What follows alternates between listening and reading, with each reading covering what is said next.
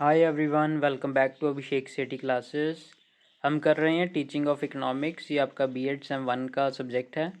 इसके 2 lectures already हो चुके हैं। अगर आपने वो नहीं देखे तो लिंक आपको डिस्क्रिप्शन में मिल जाएगा, आप उन्हें ज़रूर देखें। तो दिस इज़ लेक्चर नंबर 3। इसमें हम करेंगे करिकुलम का मीनिंग, डेफिनेशन और उसका principles. So without wasting any time let's get started. सबसे पहले करिकुलम का meaning. The word curriculum is derived from the Latin word currere, which means race course, the path on which horses run in the horse race। जो curriculum word है वो है Latin के एक word कुरेरे से, ठीक है, जिसका मतलब होता है रेस कोर्स। आपने घोड़ों की रेस देखी है? उसके अंदर घोड़े जिस पाथ के ऊपर, जिस ट्रैक के ऊपर भागते हैं, उसे हम कहते हैं रेस कोर्स, जिसको लैटिन में कहते हैं कुरेरे। और उसी से बना है ये वर्ड करिकुलम।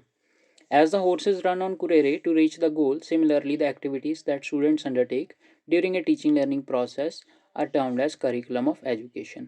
जैसे कि घोड़े भागते हैं अपने गोल को अचीव करने के लिए, वैसे स्टूडेंट्स जो भी एक्टिविटीज़ करते हैं टीचिंग लर्निंग प्रोसेस में, चाहे वो बुक से पढ़ना हो, चाहे एक्टिविटीज़ के थ्रू पढ़ना हो, वो सब करिकुलम का पार्ट होता है। ओके, दस curriculum is the sum total of all the activities which help in the all round development of the child.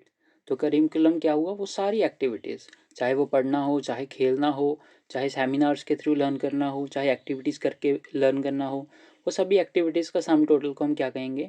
Curriculum कहेंगे। जिससे बच्चे की ऑल राउंड डेवलपमेंट होती है, हर तरह से बच्चे की डेवलपमेंट होती है। आई होप आपको मीनिंग अच्छे से क्लियर होगा। Next is definitions of curriculum. तो मैंने यहाँ पे 2 डेफिनेशंस मेंशन की हैं। पहली डेफिनेशन है मुनरो की। According to Munro, curriculum embodies all the experiences which are utilised by the school to attain the aims of education. Curriculum के अंदर वो सारे एक्सपीरियंसेस आ जाते हैं जो कि एक स्कूल के द्वारा यूज़ किए जाते हैं। किस लिए? ताकि एजुकेशन के एम्स को फुलफ़िल किया जा सके। एजुकेशन के एम क्या है? कि बच्चे की ओवरऑल डेवलपमेंट हो, बच्चा सिविलाइज्ड हो। सेकेंड डेफिनेशन है कनिगम की। According to Cunningham, curriculum is a tool in the hands of artist यानी teacher to mould his material यानी students according to his ideals in his studio. Studio here refers to school. Okay, तो curriculum एक tool है teachers के लिए। इसका use करके teachers अपने स्टूडेंट्स को अपने एम्स के हिसाब से उनको ढाल सकते हैं, ठीक है। जैसा वो चाहते हैं स्टूडेंट को वैसा ही वो बना सकते हैं। बहुत ही अच्छी डेफिनेशन है ये। तो इन डेफिनेशंस को आप ध्यान में रखें। आई होप आपको यहाँ तक क्लियर हुआ होगा सारा।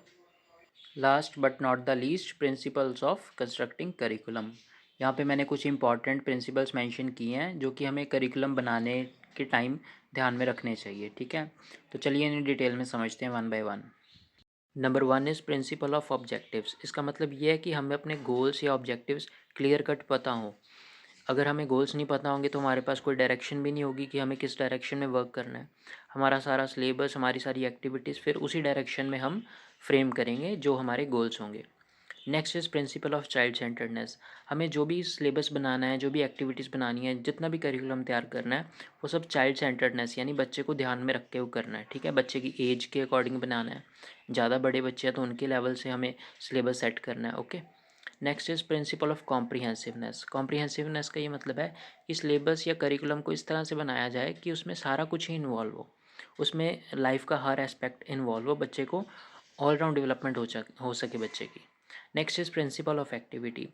क्योंकि हमारा जो ट्रेडिशनल सिस्टम है वो बहुत बोरिंग सा है ना, बुक्स पढ़ के क्रैमिंग करके है, तो उसमें एक्टिविटीज़ नहीं बच्चे को मिलती। तो एक्टिविटीज़ का होना बहुत ज़्यादा ज़रूरी है करिकुलम के अंदर, तो इसका भी ध्यान रखना चाहिए। Next is principle of proper utilisation of community resources. जितने भी हमारी सोसाइटी के अंदर रिसोर्सेज अवेलेबल हैं उन सब का यूज़ करना चाहिए हमें, ठीक है। जैसे कि म्यूज़ियम हो गया, लाइब्रेरीज़ होगी, बच्चों को ट्रिप पे लेके जाना है, तो डिफरेंट डिफरेंट टाइप के रिसोर्सेज हैं, सबको यूटिलाइज़ करना चाहिए हमें। Next is principle of flexibility. अब हमारा करिकुलम इतना भी फिक्स नहीं होना चाहिए कि उसमें कुछ चेंज ही ना कर पाएँ हम। इन फ्यूचर अगर हमें ज़रूरत पड़ती है तो हम उसमें कुछ ऐड भी कर सकते हैं। अगर हम उसमें से कुछ माइनस करना चाहें, निकालना चाहें, तो वो भी हम कर पाएँ। तो फ्लेक्सिबिलिटी होनी चाहिए। Next is principle of systematic order. अब करिकुलम जो हमारा सिलेबस है वो सिस्टमेटिक ऑर्डर में फ्रेम होना चाहिए, बच्चा लिंक कर पाए चीज़ों को कि मैंने पिछले चैप्टर में ये पढ़ा, नेक्स्ट चैप्टर भी उससे इंटरलिंक होना चाहिए, ठीक है। Next is principle of motivation. बच्चे को टाइम टू टाइम मोटिवेशन भी प्रोवाइड करवाना, ये भी करिकुलम का ही एक पार्ट होती है। आपने देखा होगा स्कूल के अंदर, कॉलेजेस के अंदर फर्स्ट सेकंड थर्ड आते हैं जब, तो हमें प्राइजेस मिलते हैं ना, मेडल्स मिलते हैं, ट्रॉफीज़ मिलती हैं। तो वो सब भी करिकुलम का पार्ट है। तो बच्चे को टाइम टू टाइम मोटिवेशन भी प्रोवाइड करवाना। Next is principle of national integration. अब स्कूल के अंदर डिफरेंट डिफरेंट कास्ट के डिफरेंट डिफरेंट रिलीजन के लोग आते हैं, तो सारे एक ही जगह बैठ के पढ़ते हैं ना, एक ही डेस्क पे इकट्ठे बैठ के पढ़ते हैं, तो उससे आपसी भाईचारे की भी जो भावना है उसका भी डेवलपमेंट होता है। तो करिकुलम हमें ये सिखाए कि कैसे एक दूसरे के साथ मिलके रहना, भाईचारे के साथ रहना है, और किसी भी कास्ट या किसी भी रिलीजन को हेट नहीं करना, डिस्क्रिमिनेशन नहीं करना किसी के साथ।